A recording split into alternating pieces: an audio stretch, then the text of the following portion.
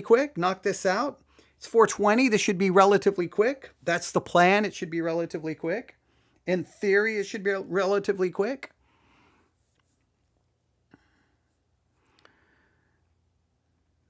All right, I'm waiting here for YouTube to start. Once YouTube starts, we're going to get started almost immediately. Okay, yes, we're going to go to YouTube. I'm going to go look us up really quick on YouTube.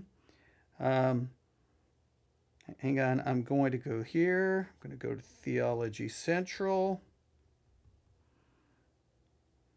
I'm going to look that up. Almost immediately. Okay, I'm going to go that, turn off the notification, and then I'm just going to try to go live like as fast as I can. All right, here we go. Try to make this relatively quick. All right, ladies and gentlemen, without any further delay, let's do this. I don't have any notes. I just need to have all of this ready to go. All right, I hope I can find it. All right, ladies and gentlemen, hang on, getting notifications. All right, ladies and gentlemen, we go live in 5, 4, 3, 2, and 1. Looking at our world from a theological perspective, this is the Theology Central podcast, making theology central. Good afternoon, everyone. It is Tuesday, October the 7th, 2025. It is currently 4:21 p.m. Central Time, and I'm coming to you live from the Theology Central studio located right here in Abilene, Texas. Well, this is going to be another episode of the series I am calling Sermon Audio Daily. And if you're new to the series, it's pretty simple. Well, Sermon Audio gets thousands upon thousands upon thousands of sermons added constantly, right? About 5,000 to 7,000 sermons added every single week. And because of that, it's very difficult for messages to be found, to be seen, to be heard.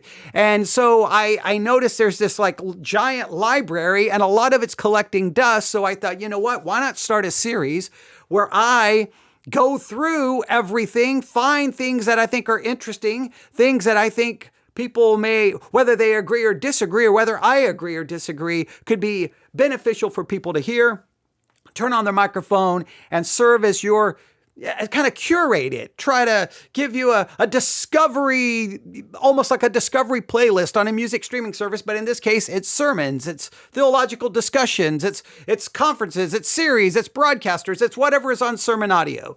And so that's what I'm going to do. Now, I call it Sermon Audio Daily.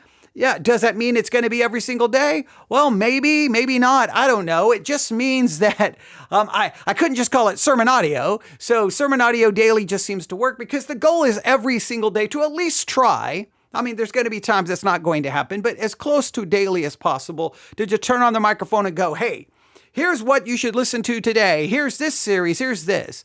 And I know I've already sent something out today, but I was just sitting here and, well, if you remember earlier today, in the last episode of Sermon Audio Daily, I told you about an Old Testament survey from a landmark conference 1997. The name of that pastor was Dr. Mark Minnick, Minnick, Dr. Mark Minnick. Well, I was sitting here and I was thinking, well, I gave everyone the Old Testament survey.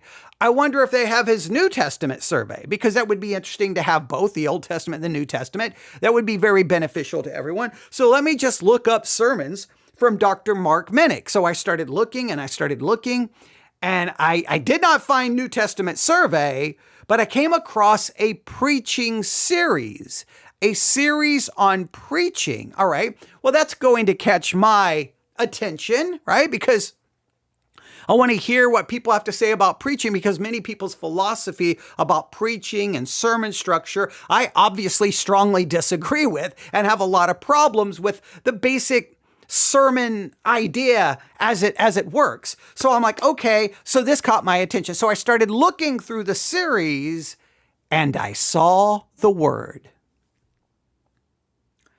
The word is Puritan. And I'm like, oh boy. Oh boy. And so I noticed that this series is going to focus on Puritan preaching, on Puritan preachers, and on Puritan preaching and on an example of a Puritan sermon and kind of how the Puritans put together their preaching. Now, I think that by all means, I think it is extremely important to understand it from a historical perspective to see how sermons were delivered at that time, and you can contrast it with our day. So that's their philosophy on preaching, how they did it, who the famous Puritan preachers were so that you can check out their sermons. Okay, it's great, of great historical value. So let me just get that out of the way. So I'm going to tell you about the series because I want you to go listen to it, and I'm going to play part of it here in just a second, at least the introduction so you can hear some of it. And I'm going to tell you all about it. And of course, in the show notes, I'll put a link to the series itself. And I think you really should listen to all of the messages on Puritan preaching. But let me just be honest with you. I obviously have some problems with the Puritans, right? I obviously do, right? Every time I go to Salem and I drive out of Salem, I tend to go, man, the Puritans, I mean, they're supposedly the godly men who expounded scripture, but they also killed, innocent people because of paranoia, fear, and a lack of basic logic and using things like spectral evidence. I'm talking about the Salem witch trials, all right? You can go listen to my series on the Salem witch trials. I need to add some more content there as it is. But I walk away from that, not very happy with what Cotton Mather did. Man. It makes it very difficult. But even though I have my problems, well, you know what? I think in some ways, let me be fair. Yes, do I have problems with what they did? Yes. But for me, as much as I have problems with it, and I do, so I don't want to in any way diminish that. I do have problems with the Puritans, but at the same time, you know what it proves to me? I don't care who you look to in church history. I don't care who you look to for your heroes of the faith. The best hero of the faith is nothing more than a sinner. That's all they are. They're just a sinner. The best hero you can come up with in Christianity, go, they were a godly man. They were ungodly. Their godliness may not have manifested itself in this way or that way. It may not have manifested itself in a truly visible way. But let me tell you, their heart was sinful. They had a sinful nature, and their corruption showed up in countless ways, whether in things they said, things they did, things they didn't do, because we're all fallen, broken sinners. So in some ways, when I see the horrors that took place in Salem, I can walk away going, that was messed up, but we're all messed up and we're all sin. And I think that to me is an important theological lesson. But even though I have major problems with the Puritans, you cannot deny their influence. You cannot deny their place in church history, and they were known for their preaching. So I think going back to the 1600s, hearing sermons from the Puritans and hearing how and learning about the Puritan preachers and just everything about the Puritans, I think it's of great value. Now, when I focus on the Puritans, I definitely connect them to obviously Salem, Boston, that area, and especially some of the things they did. I mean, and the witch trials. And just remember, the Salem witch trials was not reduced. If you think of the Salem witch trials as only being Salem, you're really missing how bad it was. It was like 45 different towns in that area in Massachusetts and surrounding areas where there were witch trials. Salem just kind of became the center of it, and for a lot of different reasons. And so, but the Puritans are more than just the Salem witch trials. But they cannot be. If you're going to talk about the Puritans, you got to talk about the Salem witch trials, in my estimation. But you should not reduce the Puritans to just Salem. So I think it could be a valuable series. So I just wanted to turn on the microphone real quick and tell you about it. So I'll give you all the information about how to find it. Of course, everything's going to be in the show notes. But let's just hear how he introduced all of this, so you'll get a little bit of a tease, and then maybe you'll go check out the rest. Because if you're not familiar with the Puritans, at least from any perspective, well, then this will be at least a good introduction to the Puritans and their preaching. Now, we could talk about Puritan preaching and how it led to the Salem witch trials. We could do that as well. But for today, for this episode, for this issue of the Salem, the Sermon Audio Daily, the Salem Daily, the Sermon Audio Daily, I'm going to point you to this, and hopefully it'll be beneficial. But here's how it sounds. Now, their volume is low. Their volume is low, which, you know how I feel about, hey, churches, when you record sermons, check the volume, okay? Because people listen on their phones and their iPads and their tablets. And so, okay, but I digress. Are you ready? Here we go. This is what I only heard I'm going to play to what I heard. Here we go. But things have evidently continued for you as a fellowship. And it's wonderful to see that just go on through the years like that. I'm part of a small pastor's fellowship in our state, and we entitled it the Whetstone Fellowship after the verse in Proverbs that as iron sharpens iron, so a man sharpens the countenance of his friend. And we started that about over 35 years ago, and we have kept it up. We meet every 2 months at a central spot in the state, and we choose a book to read. And while we're apart, we read that, and then when we get together, we have a nice lunch, a restaurant, good prayer time, then we discuss our reading. And that, all these years, has been, I'm sure, one of the ways that the Lord has really helped all of us who are in that, and there aren't many. We've actually kept it small because it's a reading fellowship.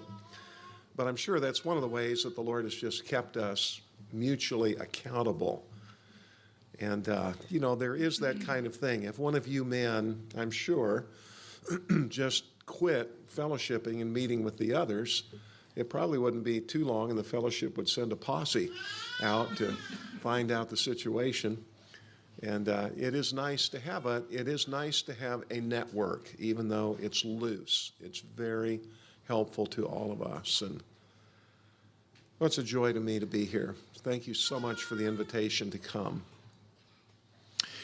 I want to spend just a moment explaining what we will be doing in the 4 sessions. I really will not be preaching, and what we will be doing won't actually even be the teaching of passages of Scripture. What we're going to do is turn our attention to a group of men who, by the Lord's providence, continue today to have not only a hearing and a ministry, but a growing ministry among Bible-believing people.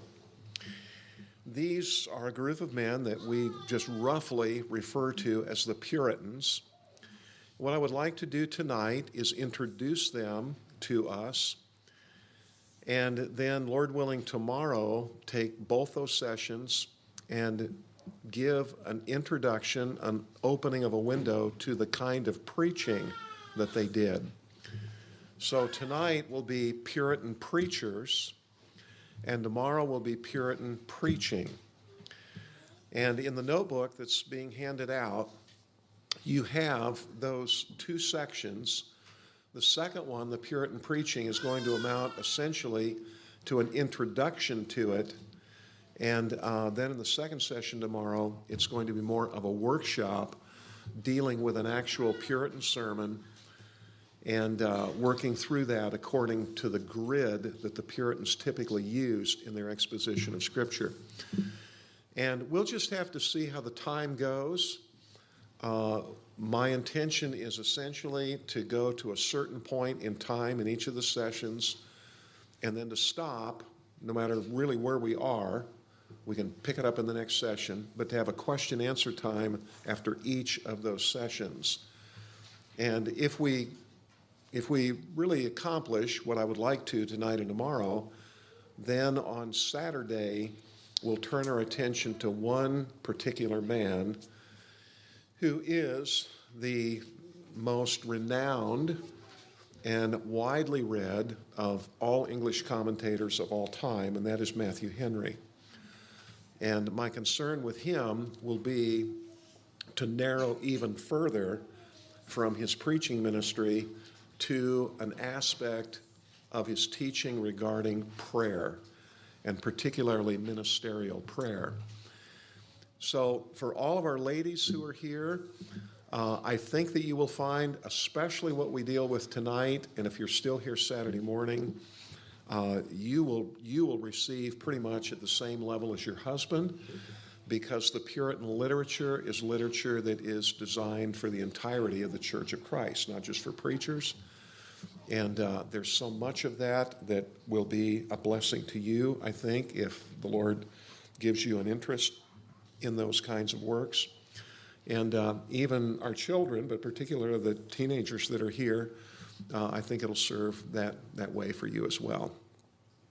Now, I want to just issue just a little bit of a disclaimer. My intention in this is not to unduly elevate these men. It actually isn't even to try to suggest to you that they ought to be your primary reading, but it is to open a window to those men and their concerns, many of which remain our concerns, as well as to try to give an open door to the starting to benefit from the great body of literature that is today reprinted, that is called Puritan literature. Now I'll stop right there. I'm glad he kind of offered a little bit like, hey, I'm not here trying to elevate them. That's a good thing. So I'm going to give you all the information. I want you to check it out, at least the first message here, the example of the Puritan Preaching. What's the name of the first one? The first one is Example of the Puritans Part 1. Example of the Puritans Part 1 is the name of the message. And as he starts talking about them, just listen to see if he mentions Salem, if he mentions the witch trials. See if he mentions it. If he doesn't, just take note of that, right? Look, the goal here for the Sermon Audio Daily is not to offer criticism. It's just to get you to listen to things. But I can also give you things to look out for, right? If they don't mention the Salem witch trials, why not? And it's kind of, to me, and just think of this from this perspective. The Puritans and Puritan preaching clearly led to the death of those people in Salem. The women and the men who were killed. It's horrifying what occurred. The imprisonment, the things that happened to them. And if you ever go to Salem, go to the Dungeon Museum and see the where they were kept in the jails. Horrific conditions. Horrific. All right. Just absolutely horrible, the things that happened to these people, all done by the Puritans, by the godly Puritans. And it's just fascinating that they survived that. Right? All of that, it doesn't even seem to be like a scandal. They're like, well, some people died. Yeah, okay. But they were godly and they preached good sermons and they wrote good things. Okay. Can you imagine if they had committed some other kind of sin? The killing of people, falsely accusing people of witchcraft and all the craziness and paranoia and utilizing spectral evidence. Oh, yeah, okay. Well, it's okay. But if they would have committed some other sin, they would have been outcast and scandal, and they should never preach again. But I guess killing people, that's okay. It's so weird the way it works. But so go listen and see if he mentions anything about the Salem witch trials. If he doesn't, just take note of that and just ask yourself why. And look, I'm not criticizing the message because I haven't even heard all the message. I stopped where I have. The key is, my job is to help us find these things and listen whether we agree or disagree. So let me give you all the information. First, if you look up Lighthouse Baptist Church, which is located in Canada. Okay, Lighthouse Baptist Church. You scroll down, go to, where is it? Lighthouse Baptist Church, go to Series. Lighthouse Baptist Church, go to the Series tab. They don't put any artwork for their series. You've got Sunday Services 2025, Minor Prophet Series, Timothy Series, Missions, Colossians, Revelation, Sunday Evening, Acts, Sunday Services 2024, Preaching Series, 8 sermons. You click on that. you scroll down and you're going to see the primacy of preaching, session 1, the primacy of prayer, session 2, and then the example of the Puritans, which is actually session 3. Now, these messages have a lot of downloads. These are not things that are collecting a lot of dust. In fact, their second message, primacy of prayer, over 2,300 downloads and streams. That's crazy. I'm assuming that was a featured message at one point. The example of the Puritans has over 300. So clearly this is not something that's not collected, it's not something that's collected dust. But remember, I'm going to promote I'm going to suggest, because I'm not promoting like good or bad. I'm just suggesting and helping you discover things. Whether it's popular or not popular, I'm not going to, follow that pattern. But I want you to go listen to that today. And then, and this is the same person who preached the Old Testament survey. So you're getting a little bit of extra from this particular individual. So again, go to Lighthouse Baptist Church, click on series, scroll down, preaching series. And again, you're going to go to session 3, which is example of the Puritans, preached on, I believe it's June the 20th, 2024. I believe it was June the 20th. May have been July the 20th. I think it's June the 20th, 2024. And enjoy it, hopefully, and benefit from it. And just ask yourself, you may not even think the witch trials should be associated with the Puritans. All right. Well, there's no way. Okay. If you think that, I'm just going to say that's historically just wrong. You may not think that they should constantly, anytime someone talks about the Puritans, they have to remind you of the witch trials. It's hard for me not to connect them to that. And if you go listen to my, discussions about the witch trials, one of the things that bothers me is how pastors will be like, don't blame Cotton Mather, and just try to excuse it. I'm like, for crying out loud, like, if he would have committed some other sin, they'd be like, burn him at the stake, give him the scarlet letter. But hey, if you're possibly responsible for people dying, it's okay. It's just weird the way that works sometimes. But, the dead and someone who's gone to Salem, I go to the memorials where they have them.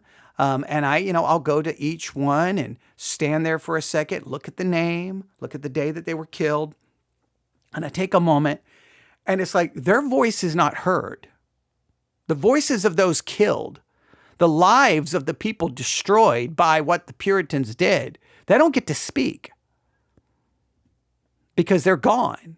The ones who get to speak, the Puritans won, right? In the way here, history is written by the victors. Now, that some people say that in a conspiratorial way. I'm just saying that somehow the Puritans, because they silenced those people, so did they get to create the narrative? I don't know. It just seems like the Puritans, at least within Christendom, they're defended as heroes. And I'm not going to say that they should be only remembered for their mistake. I just think that knowing the mistake, for every era of church history, I don't care if it's a church father, I don't care which era, which leader, knowing their failures. And I think as all Christians, we should just acknowledge we're all messed up and we fail. And I think it's an important part of church history to remember that part. So I don't know. But go listen to it.